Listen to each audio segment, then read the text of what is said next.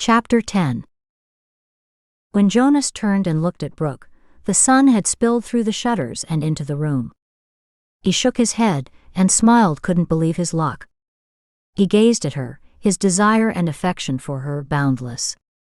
He couldn't imagine that he'd been this fortunate to find a woman made just for him. Who knew that a feeling of complete happiness would ever come to him? Not Jonas, of course. He'd known that Max would have happiness with a wife he'd adored, a family life with children, but he didn't dare dream that this could come to him. Now he envisioned his life taking a different and complete turn for the best. Jonas saw himself waking up in the morning married, and this time happy with his choice of female. He imagined great sex with a beautiful, desirable young woman. Yes, he was maybe 10 years her senior, but who the fuck cared if they didn't? Their differences and likes would make the journey of life more exciting. He could show her places and give her things she could only dream about. Buy her a home, give her a palace if she asked him. Whatever the fuck her young heart desired, he'd make that come true. Jonas reached for Brooke and brought her into his arms. Somehow she'd rolled over away from him, on the other side of the Californian king bed. That's when he'd felt the loss of her warm body. He hadn't slept with a woman in years. He couldn't remember the last one. Maybe Crystal, but he couldn't remember when that was because each time they'd gotten together he'd have to leave. It was one thing or the other, someone found dead at one of his clubs, a woman who fell in love with him, because he'd tied her up and fucked her, because her husband wouldn't handcuff her or fuck her so he did, and she'd threatened to kill herself or him. Always something because of the choices he'd made. He'd wondered how long Crystal would put up with him telling her that he had to work. Obviously not long. He didn't have to wait as long as he thought. When he did return to Crystal and their child, she'd had another child and she'd moved on. He didn't ask for a blood test to prove that the child was his. He didn't remember much, and assumed it was his, and paid for everything. Crystal had gotten her divorce while he was in New York, when he couldn't be bothered to open the court papers, because he'd gotten himself embroiled in yet another murder. "It's the business you're in," Max warned. "Get out before you lose your mind, or go to jail. You can't survive in jail. Not because you're weak, Jonas, but because you never could handle being cooped up anywhere." At the time, Jonas thought when he'd opened those bondage clubs they weren't work. It was therapy. At first, the clubs were far cheaper than spending thousands of dollars to get someone to listen to him bare his soul. Jonas thought the clubs were a way to channel his energy and relieve some of the pain and memories of war. Jonas looked for every excuse not to go back to Seattle, to be with Crystal and their baby. In truth, it wasn't her he wanted to be with. The woman he'd wanted was the one married to his brother, and now he had one he thought could measure up to Alex. He could wipe Alex out of his mind and be done with his obsession. Pulling Brooke into his arms, she opened her eyes and flashed a beautiful warm smile his way. Taking his hand, he removed a large swath of hair from her face. "Do you know how beautiful you are lying in my arms?" Jonas lowered his head and kissed her lightly on her plump pink lips. "Do you know how handsome you are, Mr. Blackstone?" Jonas pulled her closer and held her tighter. Then he kissed her on her forehead, making his way down to her lips once more where he brushed over them lightly, hoping for much more. Brooke turned her head. "You don't want to kiss me?" Jonas questioned. "I need to brush my teeth first." Jonas placed his finger between her legs, found her opening and inserted his finger. Brooke squirmed with an opened mouth, parted her lips and a pleasurable moan escaped her mouth. When Jonas pulled out his finger, he placed it to his nose. "I love your scent." Men are attracted to their mates because of scents. "You mean animals are attracted to their mates because of scents?" Jonas raised an eyebrow. "I'm in college and that's first-year biology." Jonas wasn't sure. He didn't recall that from any of his biology classes. Well, he never even took biology, if he remembered correctly. In any case, I love the way you smell early in the morning, and I don't care about you brushing your teeth or taking a shower before I fuck you. When I was in the Marines. You were in the Marines? Remind me to tell you about my time in Afghanistan. Only when we have lots of babies, and I'm too old to remember the stories correctly. In which case, I'll never tell you. Brooke and Jonas chuckled. Jonas Blackstone, you make me happy. I don't know when I've laughed more and felt at peace. Jonas glanced over at Brooke. He'd felt the same way since arriving in Miami and meeting Brooke. Where are you going?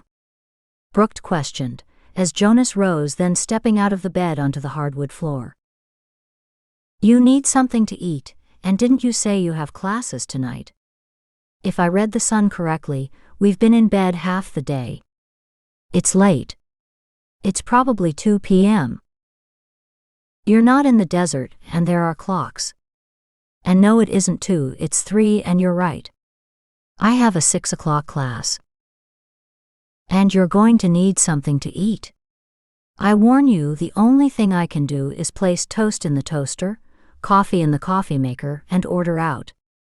Since we don't have time to order anything to eat now.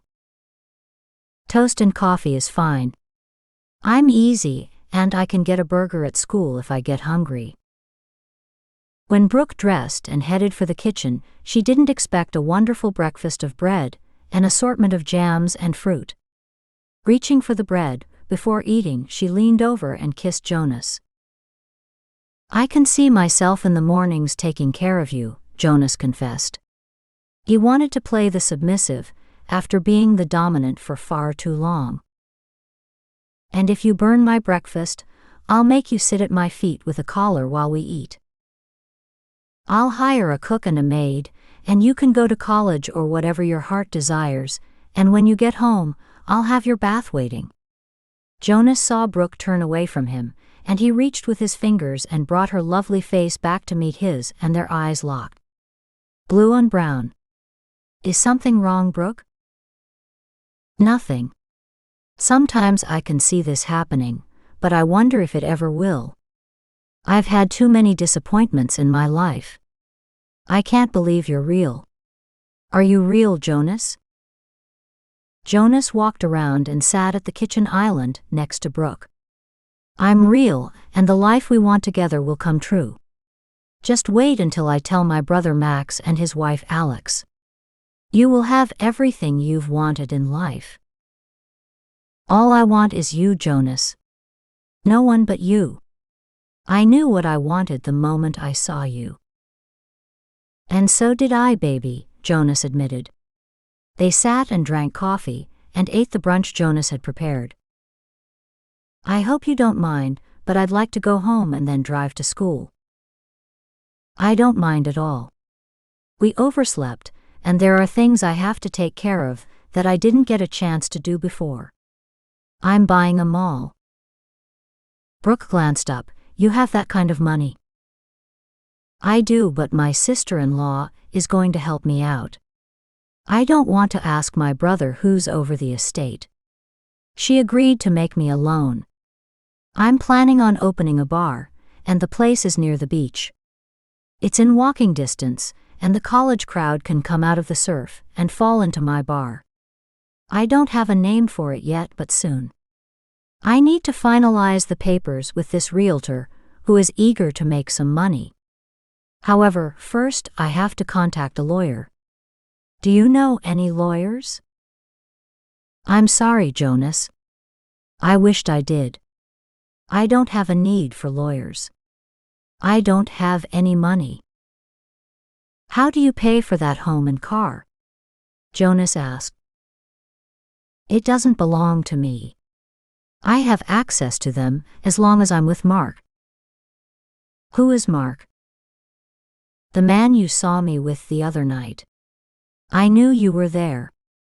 I just wanted to know if you knew everything about me, whether you would want me or not. I got my answer. That's why I told Mark to go fuck himself. He wanted to bring other men in to fuck me, because he can't.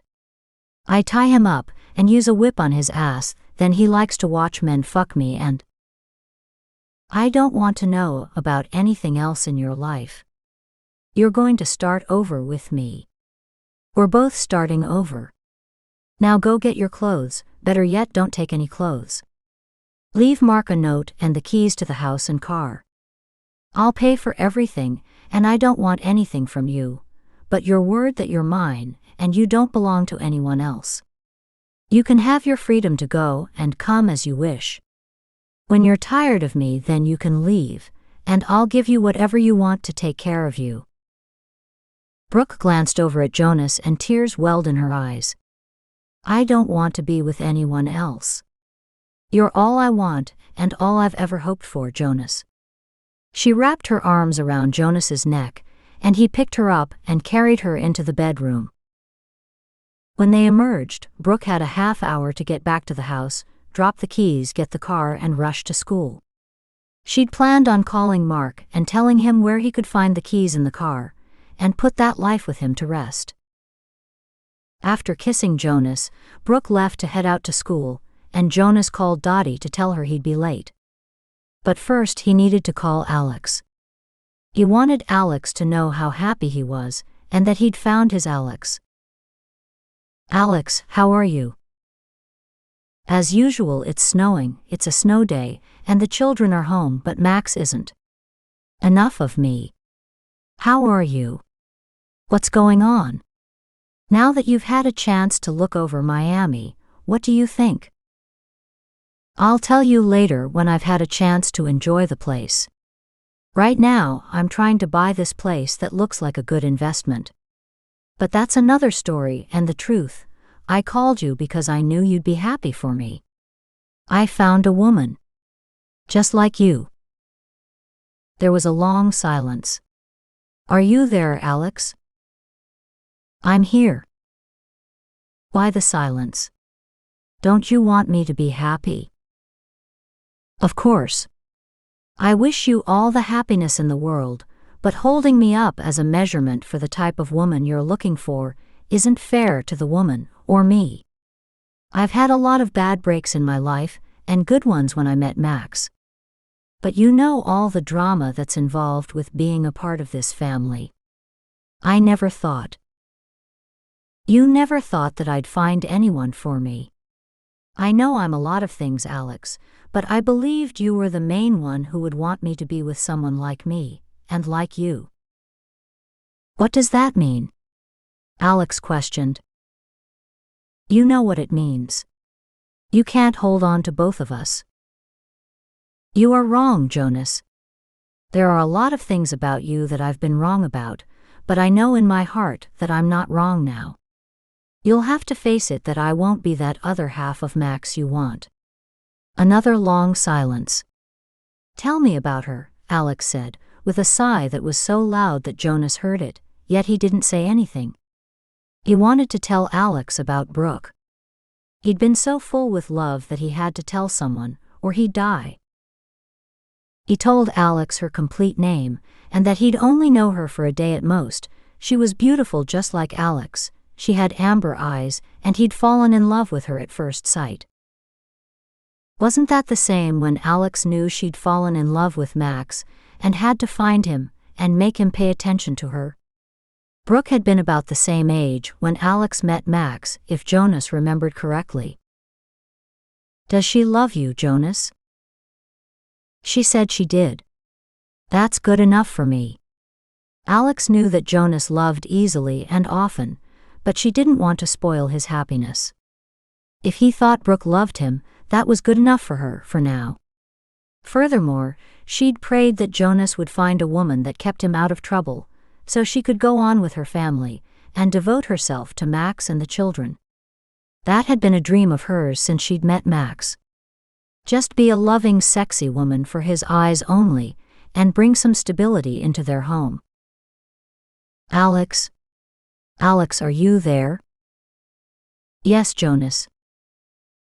I'm going to ask her to marry me as soon as I get the bar up and running, and I want you and Max to be at the wedding. Can you promise me that you will be there? Of course, Jonas. Just tell me the date and I'll tell Max. I can't get the kids out of school, so don't expect them.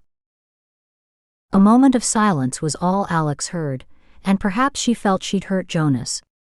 She never wanted to hurt him, she thought he was fragile, and Alex thought she should say something.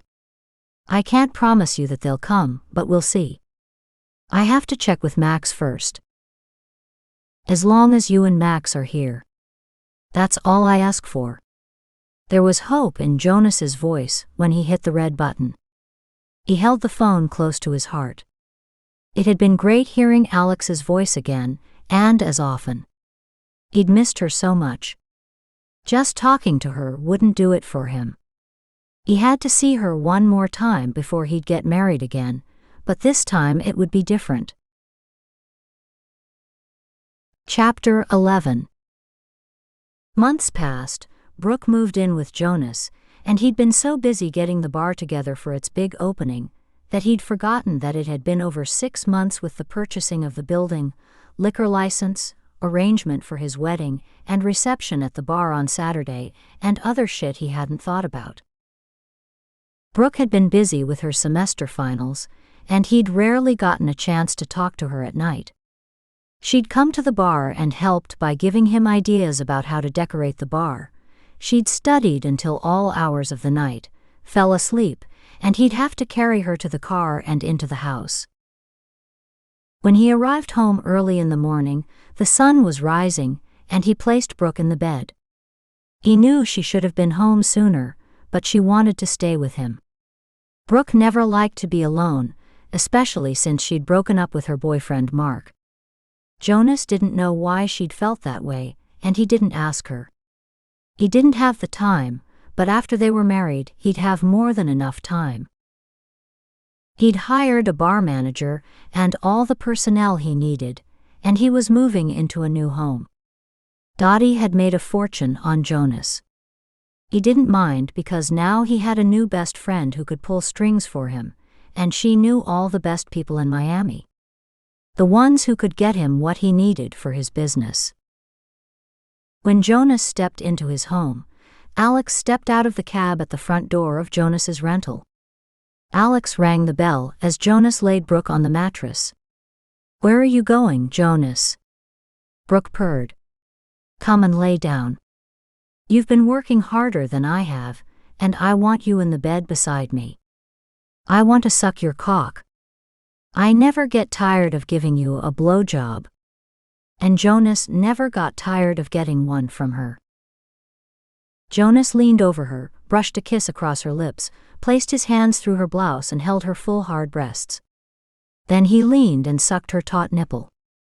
"I'll be right back, someone's ringing the doorbell and they won't go away," he whispered and kissed her as he raised her short skirt and pulled her panties down and smelled them. She smiled, opening her legs. "Okay, Jonas, but when I wake, I want your cock in my mouth or inside my pussy." Jonas chuckled because her words were beyond sexy and hot. He hated to leave her, but as soon as he saw who was at the door, he'd be back and fucking Brooke as hard as he can. "Okay. Hold your horses." "I'm coming," Jonas yelled as he sauntered to the door. Jonas swung the door open, and standing in the doorway was Alex. "Oh my God, Alex, you're here. How? When? Why?"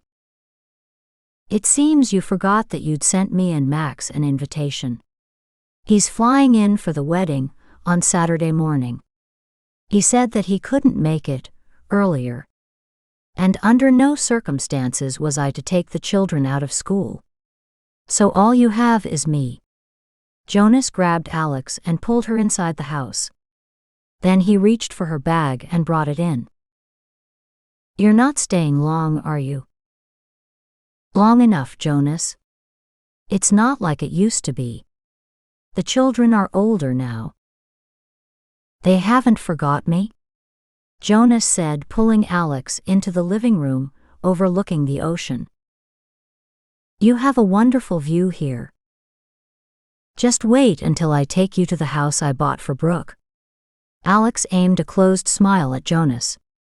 It was a smile that said she was happy for him, but she wasn't happy to lose him. Alex turned to face Jonas. Where is this lucky woman? She's sleeping. She stays up with me all night at the bar trying to get it ready, and she's studying for finals. Imagine that, and she's smart, Alex. Just like you. I can't wait to meet her. Do you want coffee and toast? I'll take an English muffin if you have one with coffee. Jonas turned and Alex followed him. I can get the coffee going, and you pop the muffin into the toaster. Alex stood at the coffee maker, and then she saw a shadow between the bushes. Do you have a lawn man? Yeah, but he doesn't come on Thursdays. I thought I saw a man about 40 among the bushes. Jonas knew who it could be, but he wasn't sure. He didn't want to tell Alex anything, because she wouldn't be there long, just until Sunday, and after that, he'd move into his home in a gated community, and no one would know where to find him and Brooke. Jonas didn't tell Alex, and he didn't tell Brooke the day he was interviewing for positions in his bar that Mark Waterman, Brooke's ex, had strolled into the bar. When Jonas glanced at him, he didn't recognize him, until he sat down at one of the tables, under the pretense that he had sent an application for the manager's position. I'm not taking any more applications, or interviewing anyone else today. You will have to come back tomorrow, Jonas stated, not looking up. He had been checking the inventory. When the man came up to the bar and stood in front of Jonas, Jonas raised his head. Sorry, but did you hear me? I heard everything you said. But now I want you to hear me. Then it flashed through his mind that he'd seen this man before. I'm Mark. What the fuck? Jonas thought. I know who you are. What do you want? I think you know what I want. Brooke. She's not merchandise where you shuffle her back and forth. Brooke's my merchandise. I think you've got everything wrong, Mark. Brooke is going to marry me, and I know. You're going to live happily ever after, and fuck every day and have babies. I've heard that before with every man she meets, and convinces him that she'll be with him for the rest of her life. It doesn't work that way. She's mine and you're not going to have her, Mark hissed. His nostrils flaring, his brow furrowed and his dark eyes staring through Jonas. Jonas had seen that look before. It was the look of a predator and a killer. He'd seen that look when he returned from the war, staring at him in the mirror, but he doubted that Mark had seen any combat. Not like him, and the look didn't scare him in the least. Jonas? Jonas, Alex said in a soft voice. Her voice had broken through his thoughts of Mark. He should have told Brooke, but he didn't want to upset her, and he thought he could handle it. He'd been through hell, and what's another raindrop in an ocean? What's the matter? Are you taking your meds? I'm taking them. I don't like when you ask me that, Alex. Why don't you tell me what's going on with you and Max? They sat at the kitchen island with their coffee cups.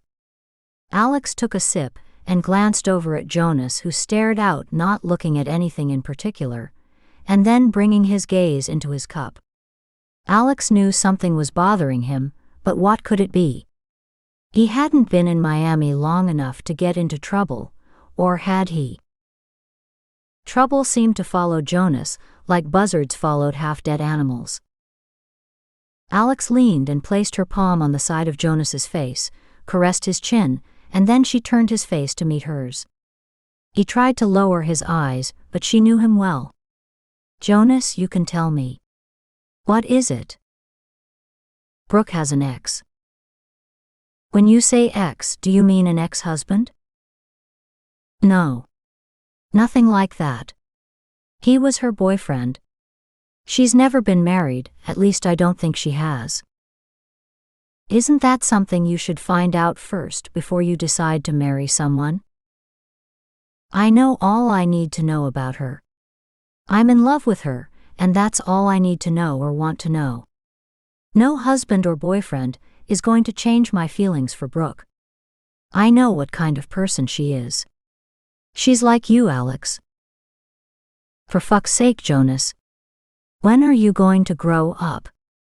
Alex snapped, not realizing how her voice affected Jonas. He pulled back from her hand.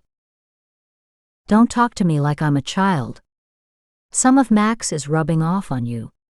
You never acted like that with me before. You were always encouraging me. We are both older, and I have children to think about. You have children. They probably hate me because of Crystal. She probably told them something ugly about me. Crystal wouldn't do that. Now tell me about this man. His name is Mark. Mark came here, Jonas, and you didn't tell me? Alex and Jonas turned to see Brooke standing in the doorway, her eyes wide and her hands trembling at her side. Jonas rushed to Brooke, placed his arms around her. Sit down, baby. It's going to be okay. How do you know? Then she turned to glare at Alex with narrowed eyes. Who is she? You let a stranger in. She could be working for Mark. Calm down, baby. Take my coffee. He handed her his cup. This is Alex. My brother's wife. My best friend in the world. Brooke lowered her eyes and rubbed her palms together, up and down in front of her face. Alex watched the young girl. She thought Brooke was too young for Jonas, but she'd never tell him that. Who was she to say that Brooke wasn't his type, or too young? It could have been said about her and Max at first glance, but nothing could have been further from the truth. Alex and Max were made for each other. It's a pleasure to meet you, Brooke. I hope we can be good friends. Brooke shook her head up and down, and she didn't say a word. She stared ahead. Then she focused and turned her head and gazed at Alex. Brooke narrowed her gaze. You look like me. But you don't look older, you look as if you're my age and I'm 20. I'm 26. Not much differences in our ages. You're beautiful, Alex. Brooke placed her palm on the side of Alex's face, as if to check if she's real. Jonas watched the two women interact together, and he felt relieved that there wasn't jealousy or animosity between them. So are you, Alex added with a warm, inviting smile. Then Brooke looked over to Jonas sitting to her left. I'm tired, sweetheart. I don't want to sleep alone. Come to bed with me. You need sleep too. Brooke rose from the chair and stood behind him. Jonas watched Alex. Then Jonas rose up from the bar stools and held Brooke's hand. Alex, make yourself at home. There's a guest room with a bath in the back. If you need me to show you, I'll be glad to, but after I get Brooke to sleep. I'll be fine, Jonas. Take care of Brooke and you get some sleep. Alex stood and walked over to Jonas and kissed his cheek. He leaned in and hugged Alex. I have to call the children and check on Max. You know how he is. He waits until the last minute and rushes home. In which case he'll probably make it to the wedding at the last minute, but he'll make it. Alex watched as Jonas and Brooke trotted off kissing in the direction of their bedroom. She thought how childlike they both were. Jonas didn't need a child he had to take care of, he couldn't take care of himself. It had been Alex and Max seeing after Jonas. Chapter 12. After Jonas and Brooke disappeared, Alex made a call to Max. Max, are you going to make the opening of Jonas's bar? I'm not sure, baby. I have so many things to clear up, and you know what happens when I delegate. I still have to make sure that I check over everything. Then what's the point? You promised me that you would sell off your companies the last time. Now you've run away, Jonas, and I have no one to help me with the children, or keep me sane in this desolate place. I don't want to argue with you, Alex. Especially about Jonas. You don't know how many companies I own, and how difficult it is to downsize, liquidate, and sell off these damn companies. Max didn't like raising his voice to Alex. He was as much infuriated as Alex must have been because of his long stays away from her, and his children. I'll have to lay off thousands if I don't get this right. These men and women have families to think about. What about your family? What about me? I lay here every night, and all I have is a picture of you. You pop in and fuck me on occasion. You don't have time to make love to me anymore. All I want to do is be with you, baby. Have your warm, sexy body next to me at night. Nothing else. I need time. Give me time, and I promise you that everything I said will come true. And as far as Jonas, he was getting too close to me. Is that why you sent him away? I wanted to say that he was relying on you too much. For fuck's sake, you're not his mother, Alex, Max argued. I think Jonas knows that better than any of us. Alex didn't want to admit that maybe Jonas should have left a long time ago. Then all the craziness that happened wouldn't have put her and her family in jeopardy. She knew how much Jonas depended on her, and sooner than later he would tell her something that she didn't want to face, that he was in love with her, and she may have the same feelings for him. Max was never around, and Alex understood, even if Max didn't, that you desire that which is close to you. Jonas had been closer to her than Max lately, and Max had been her loving husband. The man she desired above all else. The man who knew her secret cravings, and she knew Max's secret longings, to be shackled and beaten by her whenever he'd come home unsure of himself, and when he'd stayed away from her too many days and too many nights. Then Alex spent more time with Jonas, she and their children, more than she spent with Max. Alex had grown close to Jonas, and Alex knew it, and perhaps Max did too. She feared Jonas had taken Max's place, that's why Alex needed Max home with her, and she'd been terrified that Jonas relished his role as a surrogate father and husband. She'd been afraid that if Jonas called her for help, she would have defied Max's orders and gone to him. But now all Jonas wanted was to have the both of them at his wedding. The two people closest to him to share a wonderful time in his life, and maybe to cut ties with them the way a mother cuts ties with a loving son leaving home for the first time. I know I'm not his mother, Alex insisted. But Jonas needs both of us to be with him at the most important time in his life. He needs that more now than at any time. He's fragile, with you cutting the umbilical cord you created. There was silence that couldn't be interrupted because Max thought about what Alex had said, and he knew the truth when he'd heard it. He had caused most of Jonas's forbidden behaviors. He'd pulled strings from one coast to the other to get him out of all his mess. However, Max didn't know what to do. He'd been in a catch-22. More like a fly caught in a spider's web. The more Max tried to distance himself from Jonas, the more he'd been drawn into Jonas's never-ending saga of fuck-ups. You're there, Alex. You're where you want to be. Away from the solitude of the country and in the big city, Max's voice roared in an accusatory manner. He'd become the master when speaking to Alex, and she recognized that. Alex assumed her submissive voice. But I'm not with you, Max, and that's the only place I've wanted to be. With you lying next to me when I wake up in the mornings, and with you inside me after you've blindfolded, tied me up, used your crop on my ass, and sucked my nipples and clit raw. A long silence settled and filled their thoughts until Max said, I'll be there for the opening of the bar and I'll stay for the wedding. Then I'm taking you home, where you can chain me to the bed, flog me for not keeping my promises to you. I'll settle for handcuffing you to the bed, sucking your cock until you're ready to cum, and not letting you cum. I want you to walk around with a hard shaft for at least 2 days, and you can't touch yourself until I'm ready for you to cum. I knew you were a tease when I met you, Max said in a low, seductive voice. You knew nothing of the sort. You made me a tease, and everything else I am. I became what you wanted, because I wanted you so much. I didn't know that, Max admitted. Do you mean I could have done anything to you I wanted? Make you kiss my shoes, tied you up and fucked you.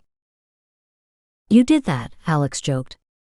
All except having me kiss your shoes. You kissed my heels, remember, as I ran one along your hard chest, after I flicked that heel on your nipple. You grabbed my shoe, pulled it off my feet, and then sucked my toes. Alex, I'm getting an erection.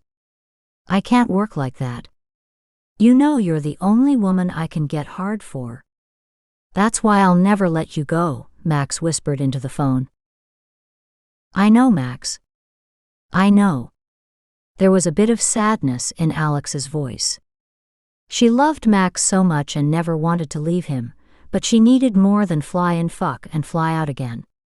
Max's routine had been, get satisfied, fuck, get his monthly beatings, fuck, and then he'd leave for another part of the world.